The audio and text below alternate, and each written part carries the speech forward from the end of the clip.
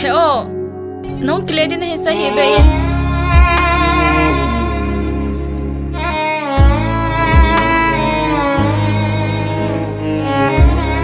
Kong kledi le ka unu ka himpudi tayo na tihilawong. Ipinatya mo heo. Hulot ang o.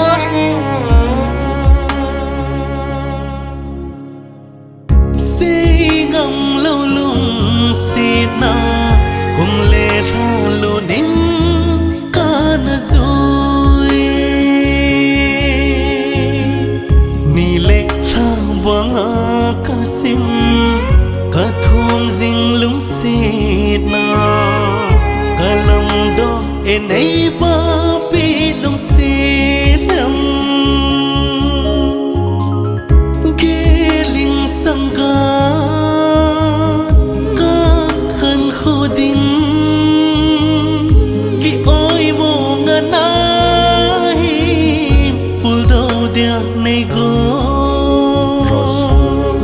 Chani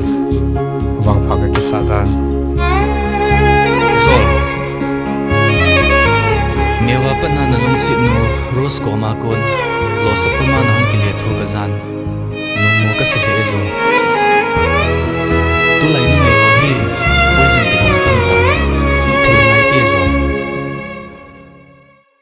Silum muling nay pampay Khan khô thô inay na cha một nê lôn ly thong go băng lông dinh cha xê lô in ca na băng nay bị go lệ sinh sung a nga mol po na ghê linh sang ca kan khu đình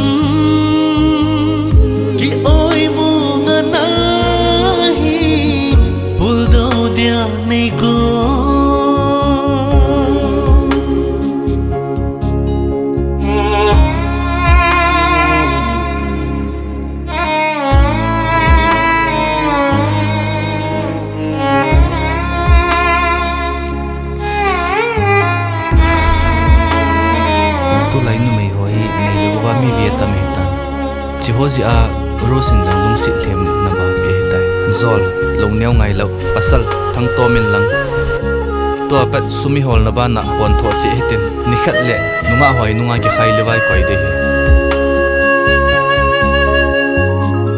Cung thong cung ly lung xịt na Hình khô phan lên na ki pa na ka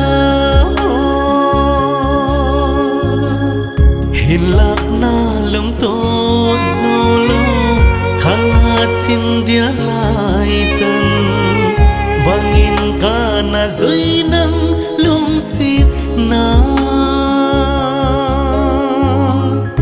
ghê linh sang ga ca khăn khô đi